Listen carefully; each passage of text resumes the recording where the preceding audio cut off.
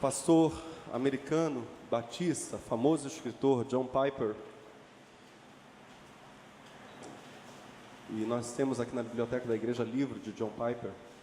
John Piper, em 11 de janeiro de 2006, anunciou que tinha sido diagnosticado com câncer de próstata. Ele enviou uma carta para a igreja. Ele e os médicos acreditavam que o câncer era totalmente tratável. Piper reagiu ao diagnóstico de câncer de próstata com a seguinte declaração. Ouça, agora leio a fala de John Piper. Estas notícias, é claro, foram boas para mim. A coisa mais perigosa no mundo é o pecado da autoconfiança e a insensibilidade do mundanismo.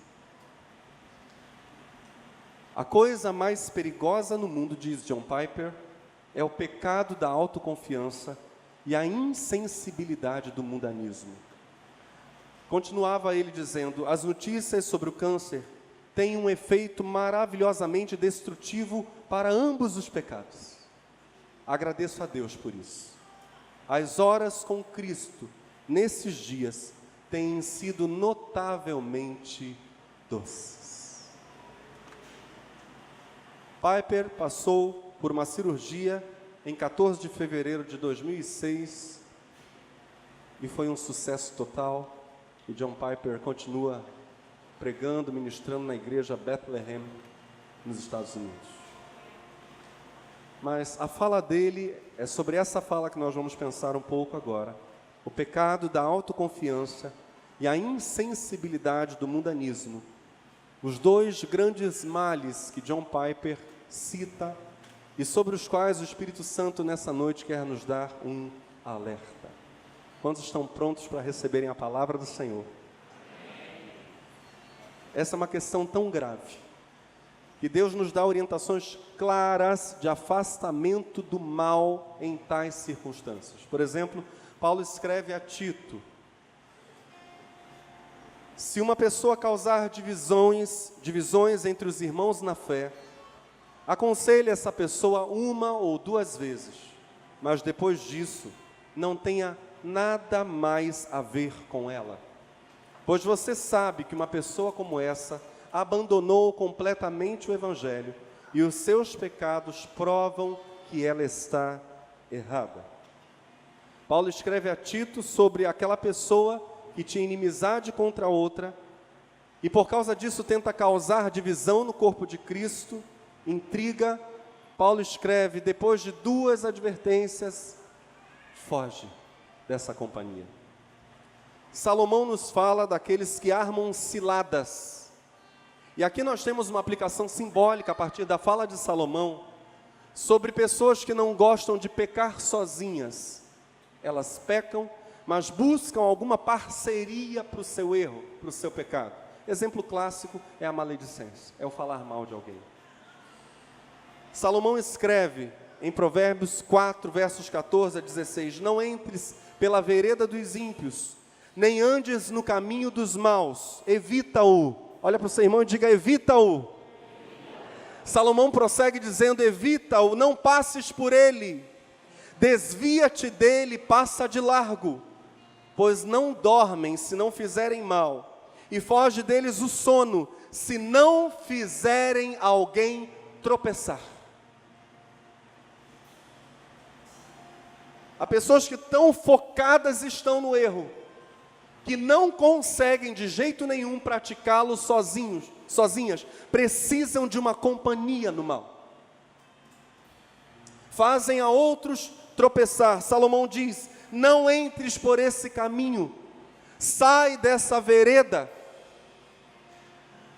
Essa fala de Salomão é notavelmente perigosa quando a gente pensa que é possível haver no meio do povo de Deus o caminho dos maus. Existem muitos verdadeiros cristãos, homens e mulheres que estão lutando contra o pecado, que amam a Deus, amam a Cristo, amam os seus mandamentos, provam isso indo para além de canções, mostrando isso na vida, quando erram, se entristecem, choram o seu pecado, confessam e abandonam. Mas também é verdade que há falsos cristãos, pessoas que andam de mãos dadas com o pecado, que não lutam por andar em santidade, que não combatem a maledicência, que têm prazer na sensualidade, que têm prazer em falar mal do próximo, que são apegadas aos seus bens, que idolatram a si mesmas, que acham que a fé em Cristo não passa de mais uma religião. Então elas trocaram de religião quando vieram para Cristo. Salomão diz: cuidado com essas pessoas. Cuidado com o caminho dos maus. É um caminho extremamente perigoso. Paulo, apóstolo, fala-nos de uma proibição seríssima. Ele escreve isso em 1 Coríntios 5, do verso 9 ao verso 13, uma advertência poderosa. Paulo diz: já por carta vos tenho escrito, que não vos associeis com os que se prostituem. Isso não quer dizer absolutamente com os devassos deste mundo, ou com os avarentos, ou com os roubadores, ou com os idólatras. Paulo está escrevendo aos coríntios não sobre aqueles que estão fora da igreja. A questão não é essa. E ele completa: porque então vos seria necessário sair do mundo. Mas agora escrevi que não vos associeis com aquele que, dizendo-se irmão, for devasso, ou avarento, ou idólatra, ou maldizente, ou beberrão, ou roubador, com o tal nem ainda comais. Nem sente à mesa da comunhão, nem se assente à mesa da comunhão, porque não pode haver essa comunhão. É a advertência de Paulo. Porque, diz ele no verso 12, que tenho eu em julgar também os que estão de fora. Não julgais vós os que estão dentro, mas Deus julga os que estão de fora. Tirai, pois, dentre vós a esse iníquo. Em todas essas falas, de Paulo a Tito, de Paulo aos Coríntios, no texto de Provérbios, são dadas dicas para nós sobre a identificação daquilo que é falso crente, falso cristão, falsa fé. Jesus já havia dito em Mateus capítulo 7, do verso 15 ao verso 20, algo muito parecido com o que Tiago disse mais tarde. E daqui a pouco nós leremos o texto de Tiago, o irmão do Senhor. Mateus 7, versos 15 a 20, Jesus inicia a fala dizendo: cuidado. Diga comigo: cuidado. A advertência do Senhor é: cuidado. Cuidado com os falsos mestres. E aqui os falsos mestres são falsos ou porque não aprenderam do Senhor, ou porque não há uma concordância entre a sua fala e as suas atitudes.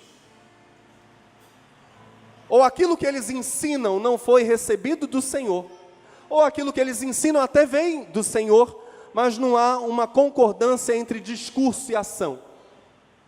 Para esses dois casos, Jesus diz: cuidado, cuidado com os falsos mestres que se disfarçam de ovelhas mansas, mas que afinal são lobos, que o que querem é devorar-vos. Assim como vocês conhecem uma árvore pelos seus frutos, assim também poderão descobrir esses falsos mestres pelo seu procedimento. De certo, não vão colher uvas de um espinheiro, nem figos dos cardos. As qualidades de árvores frutíferas conhecem-se pelos seus frutos. Uma espécie boa não dá fruta que não sirva para comer, e numa árvore que dá maus frutos não se vai colher boa fruta. E as árvores que têm o fruto impróprio para comer acabam por ser cortadas e lançadas no fogo. Sim, diz Jesus, uma árvore é conhecida pela qualidade do fruto que dá. O fruto é a obra final da planta. Ou seja, no dizer de Jesus, fruto são mesmo as ações que os falsos mensageiros de Deus, falsos crentes, manifestam, os seus atos falsificados, acerca dos quais Jesus diz: tome cuidado. Mais tarde, Tiago, irmão do Senhor, falou-nos que uma marca da impiedade é a língua malvada e soberba. Diga comigo, língua má e soberba. A língua soberba, ela é sua própria mestra. Ela só tem por ensinadora ela mesma. Ela é autossuficiente, ela se basta, é a língua soberba. Tiago, irmão do Senhor, diz: presta atenção nas marcas da impiedade. Língua malvada e língua soberba. Tiago 3, de 1 a 17. Na verdade, eu vou ler o verso 1, depois salto para o verso 6. Meus irmãos, muitos de vós não sejam mestres, sabendo que receberemos mais duro juízo. Não haja em nosso meio língua soberba, a língua orgulhosa. Verso 6, a língua é um fogo também. Como mundo de iniquidade, a língua está posta entre os nossos membros e contamina todo o corpo, inflama o curso da natureza e é inflamada pelo inferno. Porque toda a natureza, tanto de bestas feras como de aves, tanto de répteis como de animais do mar, se amansa e foi domada pela natureza humana. Mas nenhum homem pode domar a língua. É um mal que não se pode refrear. Está cheia de peçonha mortal. Com ela bendizemos a Deus o Pai, Deus e Pai. E com ela amaldiçoamos os homens, feitos à imagem de Deus. De uma mesma boca procede bênção e maldição. Meus irmãos, não convém que isto se faça assim. Porventura, deita, ou seja, dela jorra, deita alguma fonte de um mesmo manancial, água doce e água amargosa? Meus irmãos, pode também a figueira produzir azeitonas ou a videira figos? A figueira produz figos e a videira produz uvas. Assim tampouco pode uma fonte dar água salgada e doce. Quem dentre vós, pergunta Tiago, é sábio e entendido? Mostre pelo seu bom trato. O grego é anástrofe, conduta, modo de vida. Mostre pelo seu bom trato as suas obras em mansidão de sabedoria, prautez, humildade e gentileza, marcada por, a palavra tem um significado amplo, marcada por submissão paciente aos insultos. Nos fala de um coração que é insultado e que não explode, e que não guarda rancor. É prautez. Mostre que tem a sabedoria de Deus, mostre isso pelo seu bom trato, sua conduta, seu modo de vida, as suas obras em mansidão de sabedoria, humildade, gentileza, paciência diante dos insultos, livre de malícia, livre de desejo de vingança. Que coisa poderosa.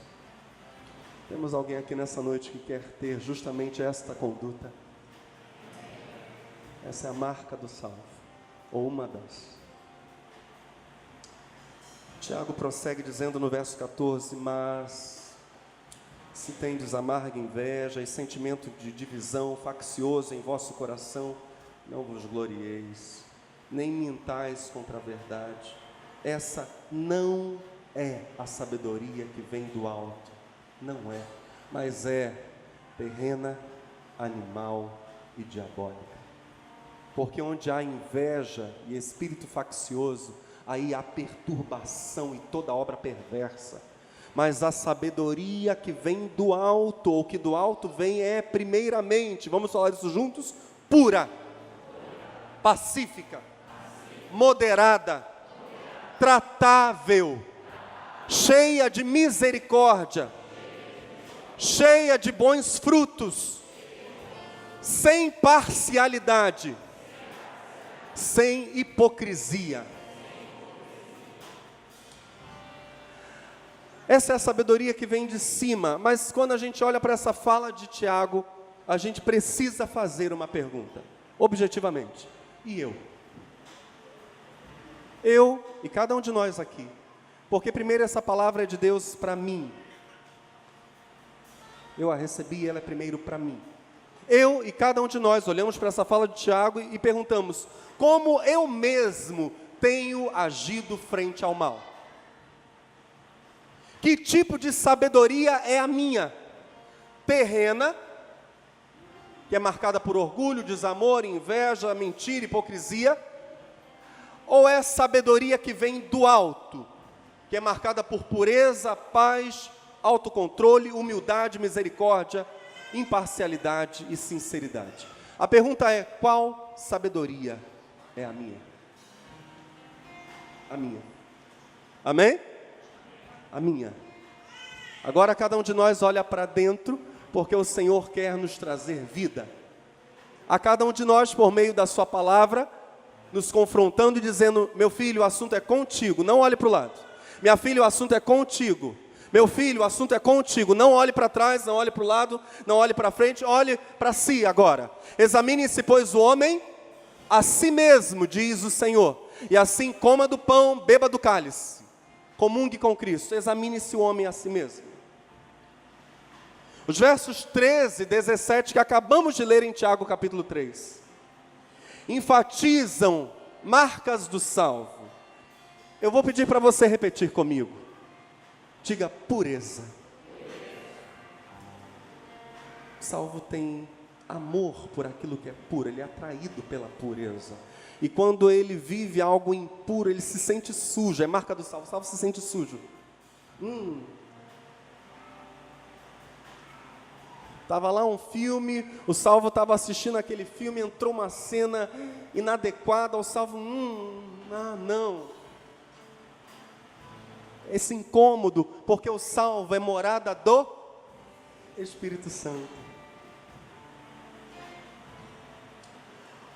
Diga: humildade. Essa capacidade de ser confrontado. Lá em casa, peço licença para contar algo para vocês. Lá em casa a gente tem um hábito. Ninguém lá em casa tem o direito de discordar de cara, não é isso, amor? Ao ser confrontado. Na hora em que houve uma repreensão, uma coisa que seja algum tipo de leve repreensão, ou mais dura, o que seja, nenhum de nós, nem eu, nem minha esposa, nem nossos 4 filhos, estamos autorizados a prontamente contrariar. Todos, ao sermos confrontados com os nossos erros, temos a obrigação de calar. Pelo menos por um tempo.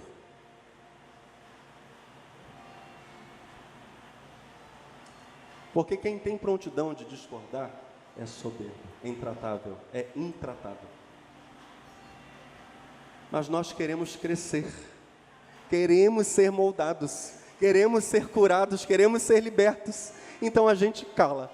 A língua está coçando, mas aí vem o anjo do Senhor e doma a língua. Eu não vou me defender. Amém, gente? Humildade. Diga: gentileza. Coisa boa a gente chegar aqui, ser encontrado pelo Ministério de Boas-Vindas. Eles dão aquele aperto de mão, aquele abraço, aquele carinho. Mas esse é o sonho de Deus para as nossas relações familiares, por exemplo. A coisa mais triste é alguém que quer mostrar sua capacidade, sua inteligência, sua força, dando patada nos outros. É muito triste. Isso não é sinônimo de inteligência, isso é sinônimo de necessidade de cura. Humildade, gentileza, capacidade de receber insultos com uma postura submissa. Diga: insultos com uma postura submissa.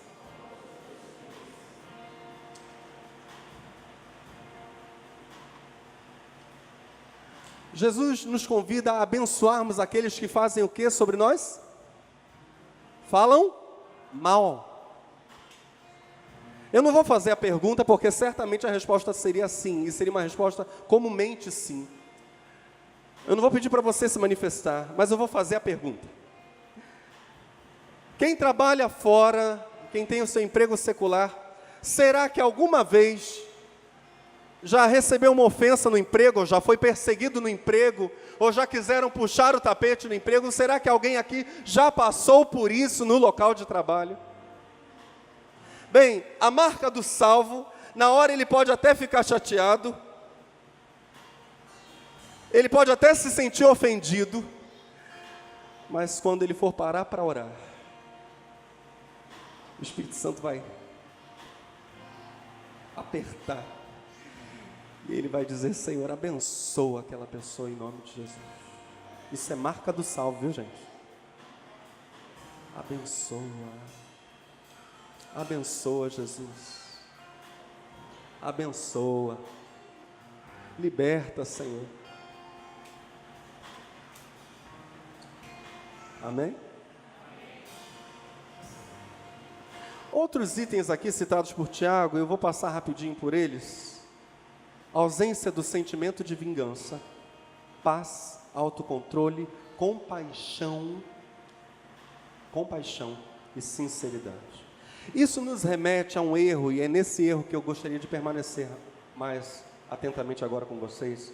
Um erro que precisamos evitar, porque as consequências dele são muito grandes. E eu vou pedir para você repetir essa expressão, e essa expressão poderia ser bem o título dessa mensagem. O erro é o seguinte: chocar ovos de serpente.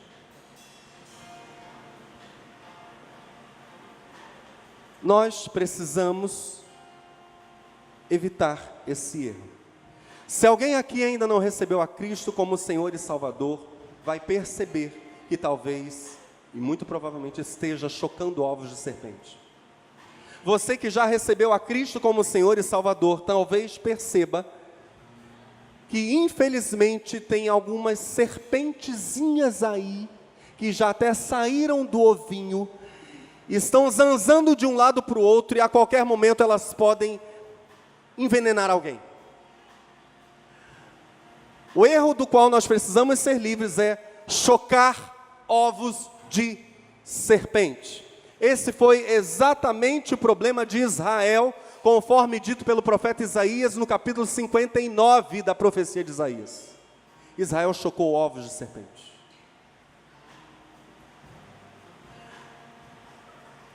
Esse texto, na versão de Portugal chamada O Livro, está traduzido assim: gastam o tempo e energias arquitetando planos maldosos que acabam na concretização de assassínios.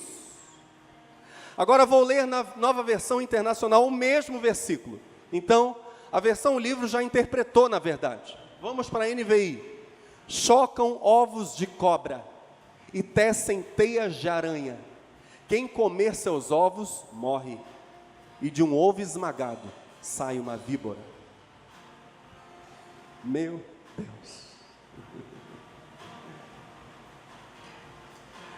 Esse foi o erro de Israel, já interpretado na versão livro. Gastam tempo arquitetando planos maldosos. Maus pensamentos, diga maus pensamentos. Maus pensamentos na profecia de Isaías são sementes de serpente. São ovos de cobra. São o sêmen para que víboras saiam por aí ferindo pessoas. Maus pensamentos precisam ser destruídos imediatamente. Essa é a advertência do texto para nós. Provérbios 23, verso 7 diz: como o homem imaginou na sua alma, assim ele é. Nós somos o resultado dos nossos pensamentos. A nossa forma de ver a vida molda as nossas atitudes. A nossa forma de vermos as pessoas, de vermos a Bíblia, molda o nosso caráter. Como o homem pensa, como ele imagina na sua alma, assim é.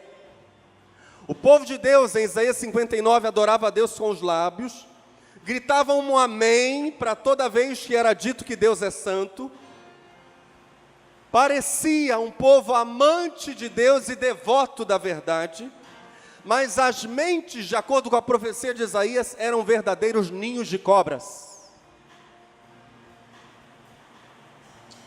Muitos maus pensamentos não rejeitados. Jejuavam, oravam, imploravam a bênção de Deus, praticavam atos religiosos, sacrifícios, mas as suas mentes, seus pensamentos, não estavam purificados. Esse era o problema de Israel.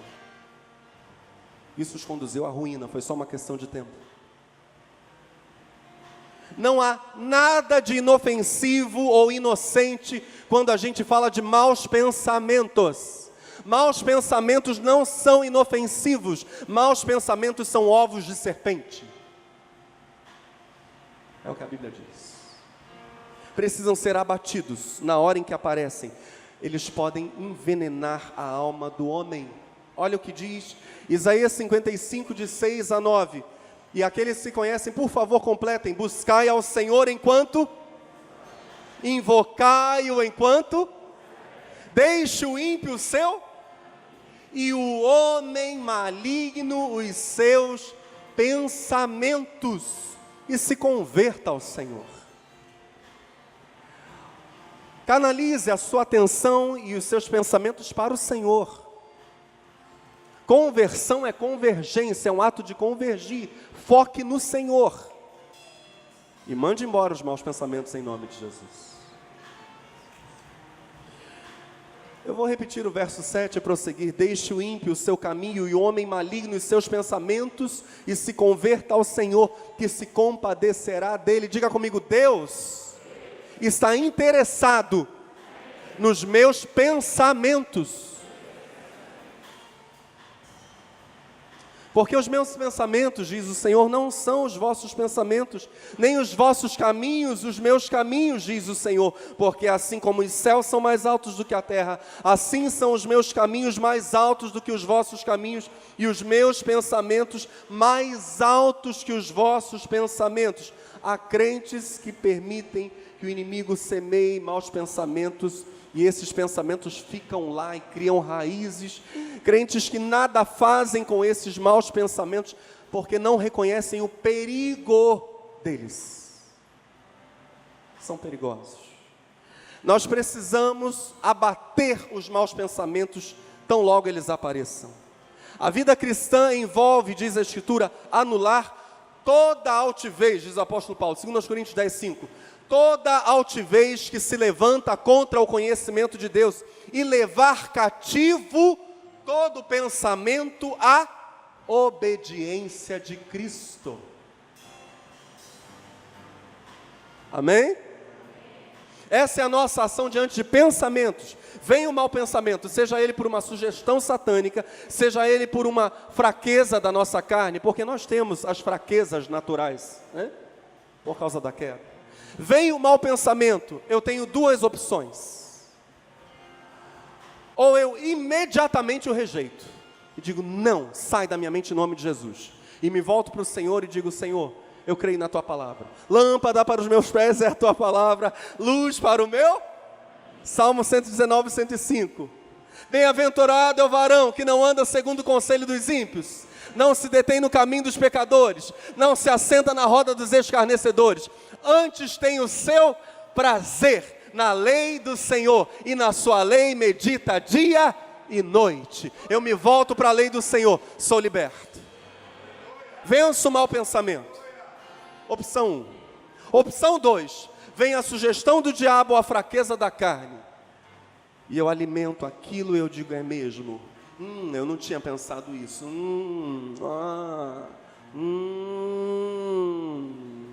E aí eu chego para uma outra pessoa e começo a contaminá-la, porque aquele mau pensamento é ovo de cobra, é ovo de serpente. E eu vou por outra pessoa para chocar comigo aquela coisa maligna. E aí a gente vai sair ferindo alguém. Nessa noite, em nome de Jesus, se levanta aqui gente que luta quando o pensamento surge. não tem nem como chegar nas ações, porque quando o pensamento veio, do jeito que ele veio, ele vai. Aleluia.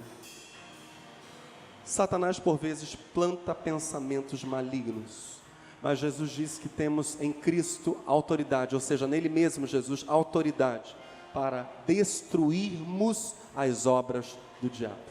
Destruirmos fortalezas, como Paulo vai dizer em 2 Coríntios 10, verso 4. Destruirmos fortalezas. Maus pensamentos viram fortalezas. Fortalezas de mágoa, fortalezas de materialismo, a lista é imensa. Fortalezas de impureza sexual, a lista é gigantesca. Em Cristo nós temos autoridade para destruir essas fortalezas.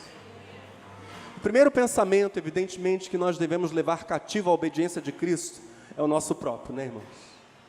Antes de levarmos cativa toda a fala de qualquer pessoa à nossa volta, o primeiro pensamento a ser levado cativo a Cristo é o nosso mesmo. Senhor, toma minha mente. Senhor, não aceito que o maligno venha por sementes em mim. Eu não sou chocadeira de serpente. Amém? Aleluia. David Wilkerson conta-nos uma história. Eu quero contar essa história para você. Ele fala sobre pensamento de rancor, de mágoa, de ressentimento. Ele e a esposa remeteram. David Wilkerson faleceu recentemente, vocês sabem disso. Mas quando exercia o ministério, então viveu essa experiência, evidentemente. Depois que remetemos, diz ele, nosso último calendário de Natal, um pregador de santidade mandou-nos um bilhete enigmático. Mandou um bilhete para David Wilkerson e sua esposa. O bilhete dizia: retire meu nome da sua lista de correspondência. Eu não quero mais receber os seus calendários gratuitos de Natal. Eu não quero mais nada do teu ministério. David Wilkerson ficou se perguntando: será que os nossos sorrisos eram largos demais? Será que a roupa da Gwen, minha esposa, o incomodava? Será que era o penteado da Gwen? David Wilkerson dizia que frequentemente era acusado de ser melancólico nas suas pregações e funesto, muitas vezes fazendo referência à morte. Certa vez uma esposa de um pastor chegou para ele e disse: em 25 anos eu nunca te vi sorrir. E não era verdade, era uma acusação. David Wilkerson comenta essas coisas e diz: se nós remoermos, e aqui eu não quero entrar por aquela linha de todos somos vítimas, porque por vezes nós somos vilões. Eu não quero entrar por essa linha, isso é muito errado. Mas por vezes, quando somos vítimas, então vamos à fala de David Wilkerson. Ele diz: se remoermos o nosso rancor, quando recebermos declarações ferinas, que vêm mesmo para machucar, nós conceberemos, nós chocaremos ovos de serpente, ovos de amargura, ovos de ressentimento.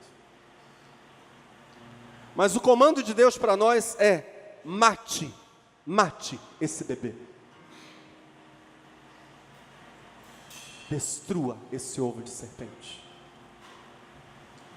Isaías 59, verso 5 diz que se um deles é quebrado,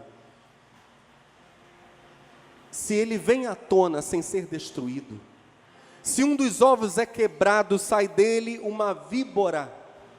E aqui a gente pensa também nas relações familiares, por exemplo, pais e filhos que não se dão bem, irmãos que não se dão bem, mães e filhas que não se dão bem. Há pessoas que dizem: eu não posso perdoar isso que foi dito a meu respeito, é mais forte que eu. Isso é chocar ovo de serpente.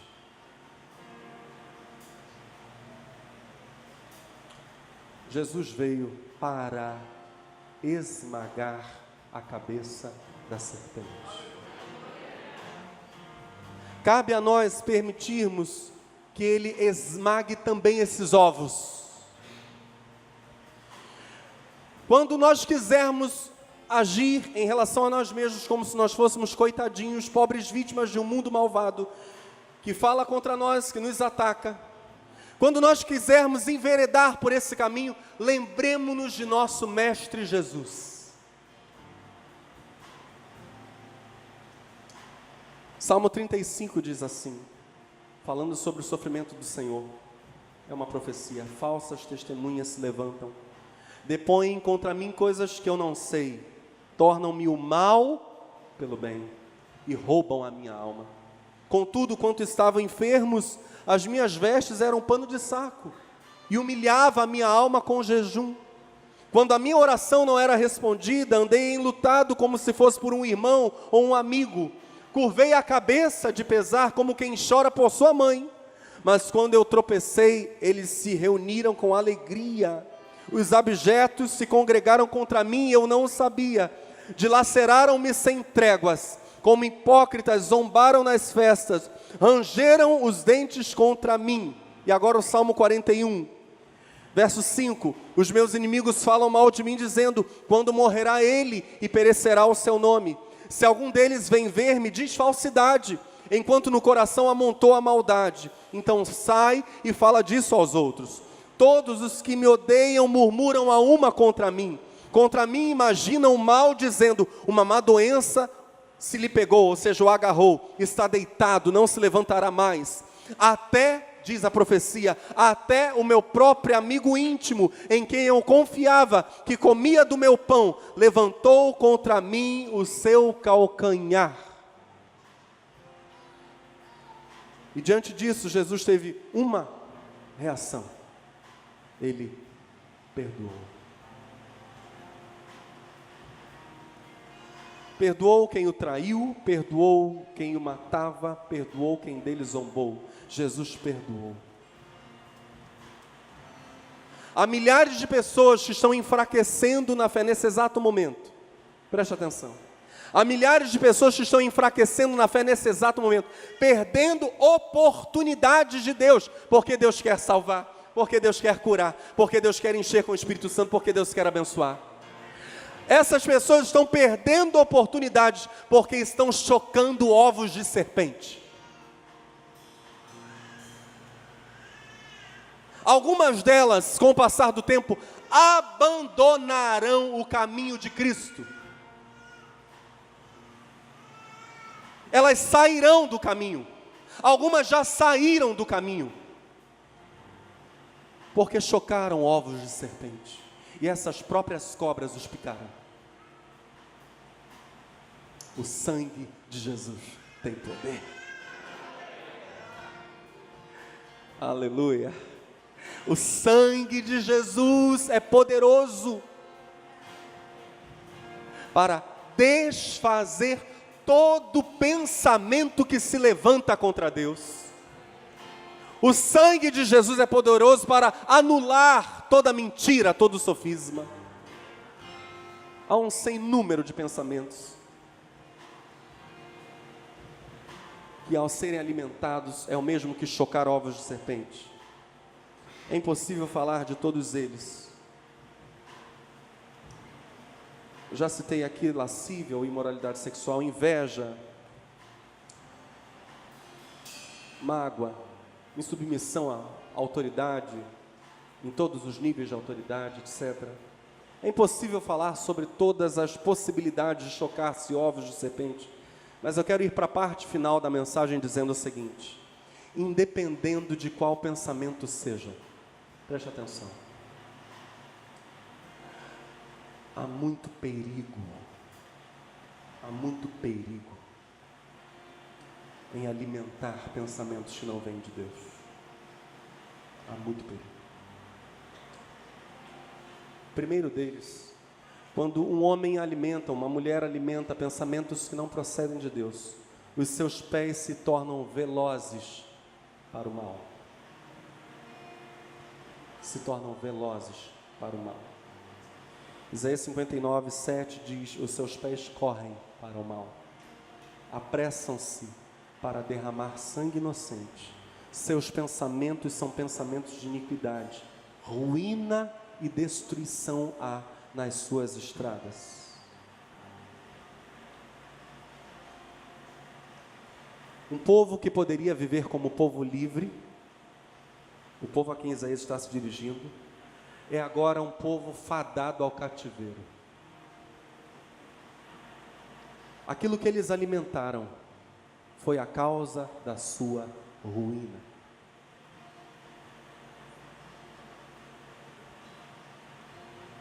Há pessoas que chegam às vezes para nós dizendo assim: pastor, isso não é raro.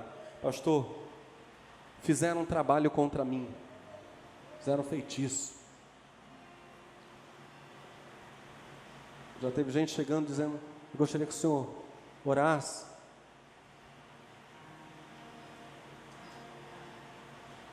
A maldição sem motivo não pega não, ela não cola.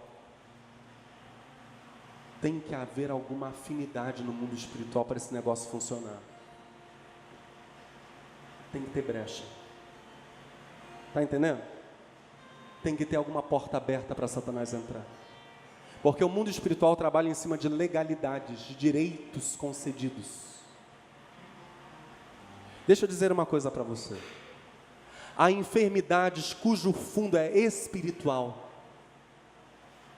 Há enfermidades físicas que vão soltar a vida das pessoas no momento em que houver perdão, no momento em que houver reconciliação, e a enfermidade irá embora. Enfermidades que são fruto de ovos de serpente sendo chocados. Há pessoas que estão passando por crises financeiras seríssimas, finanças amarradas, porque lá atrás alimentaram pensamentos de inveja, de infidelidade, de raiva, de usura. Isso abriu portas para o mal.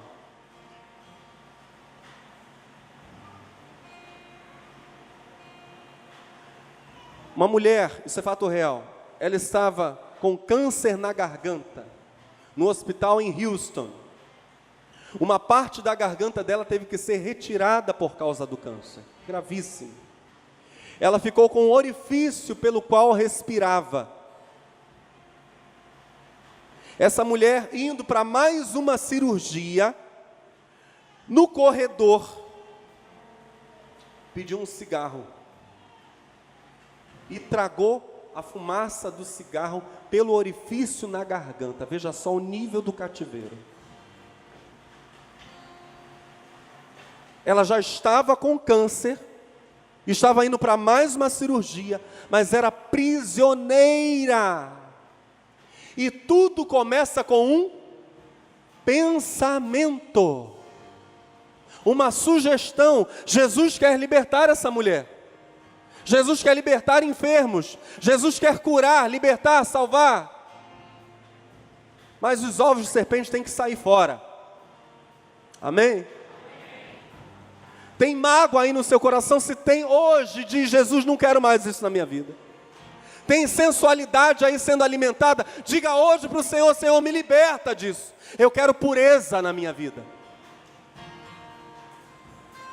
Amém, amados? Há apego a bens materiais, um espírito sovina, apegado à matéria. Minha esposa ministrou há pouco aqui sobre a nossa segurança não estar em nada que é passageiro, mas no Senhor. Existem inúmeras formas de materialismo, inúmeras. Todas elas trazem ruína. O mundo, o Brasil está estarrecido com esse assunto aí da baleia azul.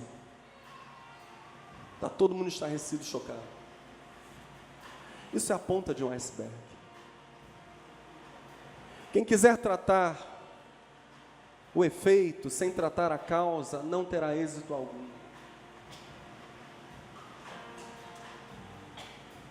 Hoje, pensamentos errados.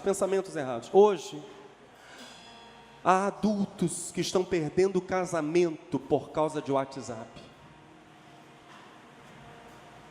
Hoje, há jovens, adolescentes, que não conseguem dormir, cativos de celular, pensamentos,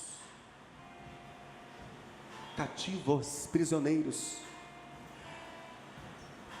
Se eles não estão conseguindo sair, ouça papai, ouça mamãe, ajude seu filho a sair.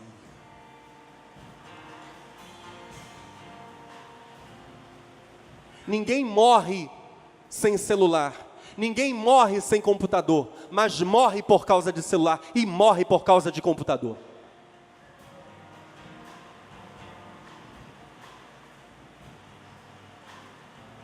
Pensamentos. A guerra que nós estamos vendo é uma guerra de mentiras, de conceitos que estão vindo com toda a força. Nós precisamos lutar. Precisamos nos opor a essas sugestões. Ah, mas o meu filho vai estar fora de contexto. Que esteja, nós não somos desse mundo. Tem problema nenhum nisso. Nós não temos que estar na moda, não há nada nos aprisionando a isso. Nós não somos cativos da moda, das tendências. Nós somos livres. Somos livres. Jesus nos libertou. E eu quero finalizar. Um pastor perdeu a sua esposa porque ela fugiu com um jovem, detalhe, o jovem envolvido com a vida do crime. Isso aconteceu em Illinois, Estados Unidos. O pastor ficou sem a esposa deixou-o com 2 crianças pequenas chorando e foi viver a vida com o criminoso. Primeiro perigo dos pensamentos, eles fazem os nossos pés correrem para o mal e trazem ruína. Diga comigo, ruína. Segundo perigo, pessoas governadas por pensamentos que não vêm de Deus, perdem a paz e perdem o discernimento. Elas ficam sem condições de filtrar o que é bom, o que é ruim, o que é de Deus, o que é de Satanás, o que é do mundo, o que é da carne. Elas perdem o discernimento. Isaías 59, verso 8 diz: não conhecem o caminho da paz. Olha só, vamos falar isso juntos? Não conhecem. O texto diz: não conhecem o caminho da paz, não há juízo nos seus passos, fizeram para si veredas tortuosas, todo aquele que anda por elas não tem conhecimento da paz. Quantos aqui querem viver em paz? Meu Deus, o mundo precisa de paz. A guerra começa nos pensamentos. Tornaram-se pessoas miseráveis do ponto de vista moral. Por vezes estão muito bem informadas, mas não conseguem viver na doce paz. Estão torturadas. Todo aquele que anda por elas não tem conhecimento da paz. Nunca concorde com um pensamento que se volta para o mal. Não ceda. Isso pode custar muito para você e talvez para o seu melhor amigo que veio com esse pensamento ruim. O amigo verdadeiro é aquele que confronta em amor quando vê o outro indo para o buraco. Amém? Vem um amigo e sugere algo, o amigo verdadeiro diz: não, já entrei por esse caminho aí, é terrível. Permaneça em pé, fique firme na fé. Em terceiro lugar e penúltimo, a mente governada por pensamentos maus fica confusa, fica escurecida. Isaías 59, versos 9 e 10 diz: a justiça está longe de nós e a retidão não nos alcança. Esperamos pela luz e só há trevas, pelo resplendor, mas andamos na escuridão. Apalpamos as paredes como cegos, como os que não têm olhos andamos apalpando. Tropeçamos ao meio-dia, como os que não têm olhos, e nos lugares escuros somos como mortos. Um pregador do Evangelho se afastou do caminho. Ele era usado em curas, pregava para multidões, se apartou do Senhor, se desviou. Tempos depois ele estava no escritório de um pastor, e aquele pastor tentava levá-lo de volta, ou trazê-lo de volta para o Senhor, mas em todo tempo só havia um olhar distante, perdido em trevas, em escuridão. Outro evangelista perdeu o ministério por ser acusado de homossexualismo. Ele se tornou uma espécie de cadáver ambulante. Quando alguém fala com aquele homem, com aquele evangelista, parece que ninguém está falando com ele, parece que não tem ninguém ali. A mente dele está escurecida. Ele perdeu o tino. É perigoso nós sabermos que o pensamento não vem de Deus e não o rejeitarmos. Essas coisas podem crescer. Em quarto e último lugar, pensamentos que não vêm de Deus e que não são rejeitados, podem desenvolver em nós dupla, tripla, quádrupla personalidade. O nosso ânimo pode se tornar uma coisa absolutamente mutante. Veja o que Isaías 59:11 vai dizer: todos nós bramamos como ursos. Se você já viu um urso, uma vez eu e minha esposa fomos ao zoológico e a pantera estava urrando porque ela estava passando mal. Ela estava passando mal? Parecia. Olha, de quase todo o zoológico dava para ouvir aquela pantera. Mas muito alto. Isso aqui, multiplica isso aqui por 10. Muito alto. 10 não, mais. Um urso, animal grande, forte. O texto diz, todos nós bramamos como ursos. Negócio intenso, forte. Agora, a continuação do verso. E continuamente gememos como pombas. Eu não consigo imaginar uma pessoa que agora está urrando como urso e daqui a pouco está gemendo como pomba. Isso fala para mim de um ânimo dobre. Alguém que no momento está pronto para dilacerar o amigo ou o inimigo. Alguém que agora está violento, está irado, está explodindo. No minuto seguinte está dizendo, estou tão triste. Não era isso que eu queria fazer. Eu não tinha isso em mente. Por favor, me ajude.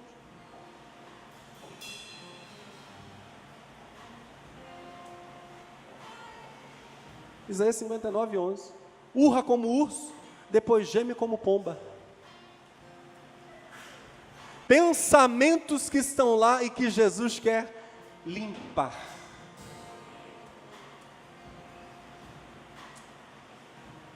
Tu, Senhor, conservarás em paz aquele cuja mente está firme em Ti, porque ele confia em Ti.